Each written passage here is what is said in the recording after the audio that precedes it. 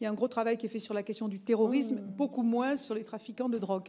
Alors, en fait, dans les années 60-70, le système criminel, et notamment le système mafieux, qui est beaucoup moins développé, hein, parce que nous, en France, tout est mafieux, mais en fait, c'est pas vrai. Hein. Les mafias, il y en a relativement peu, elles sont très puissantes, mais en France, on a du crime organisé qui a tenté d'avoir des relations avec la mafia, mais qui en a relativement peu. Dans la réalité, le système était très sectorisé. Chacun avait sa petite spécialité. Et puis, après l'apparition de la 'Ndrangheta et de la Camorra, ça a tout changé. Il y a eu une modernisation massive et donc tout le monde fait tout. Il n'y a plus de spécialité.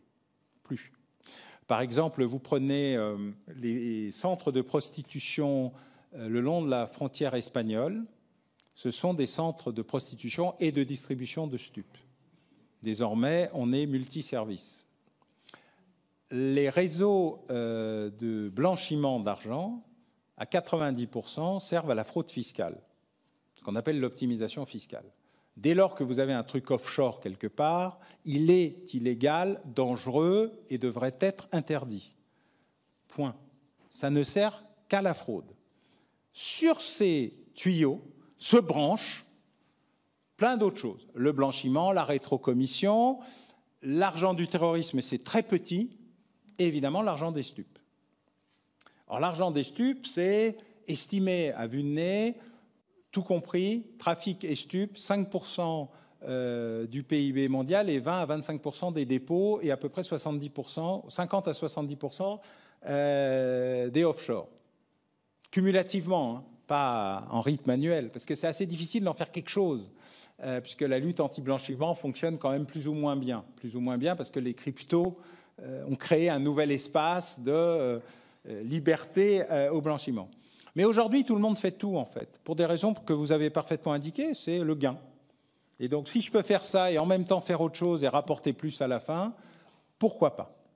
Nous avons d'aujourd'hui une intégration. En fait, le crime, et notamment le trafic de stupes, c'est le modèle le plus abouti de l'économie de marché. Intégration verticale, intégration horizontale, investissement dans la recherche et développement, développement des zones de chalandise, petit incentive pour le petit personnel. Seule la gestion de la concurrence est plus définitive que dans le commerce traditionnel. Très bien. Dans les questions que nous avons posées, dans les questions que vous avez posées, on vous a parlé de l'ubérisation du trafic. Et vous avez fait quelques propositions, notamment l'identification, enfin l'identité numérique. Vous pouvez détailler un petit peu tout ça? Nous avons, grâce à François Ier, à qui je tiens à rendre hommage depuis 1539, un état civil qui nous permet d'avoir une identité. Je crois que vous vous appelez Étienne Blanc, et si je regarde votre numéro national d'identité, vous êtes un quelque chose, je ne donnerai pas l'année. Voilà, et puis voilà. Et c'est votre numéro, c'est votre identité. On sait que vous êtes né, on sait où vous êtes né, le mois où vous êtes né, et puis par la suite de votre vie, ce numéro va permettre de savoir toute une série de choses de votre vie sociale, et au moment d'une éventuelle disparition, la plus lointaine possible, on pourra même savoir comment et dans quelles conditions vous êtes disparu. Parce que l'identifiant de l'hôpital ou du médecin légiste, ou bref, va permettre de savoir ces éléments-là. Et donc, ça nous donne une idée qui permet d'avoir une analyse démographique de la vie des individus et du fait qu'on ait tant de millions d'habitants dans telles conditions, avec un âge moyen une natalité qui baisse, etc., etc. Et quand on a ouvert l'espace numérique, pour des raisons étranges, on a décidé qu'on n'aurait pas d'identité numérique parce que c'était une atteinte à nos libertés. C'est un peu le concept de... On va créer des autoroutes, mais pas de code de la route.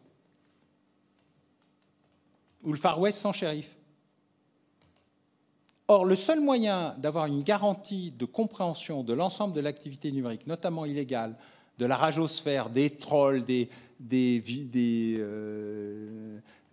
agresseurs, des hurleurs, des menaceurs, des dingues, qui s'expriment sur Internet comme si on était en pleine liberté et qu'il n'y avait aucun risque, c'est de garantir, non pas qu'il n'y ait pas de pseudo, mais que leur identité numérique garantisse le fait qu'on sache que pour avoir accès à Internet, leur première adresse, c'est etienne.blanc@france.gouv.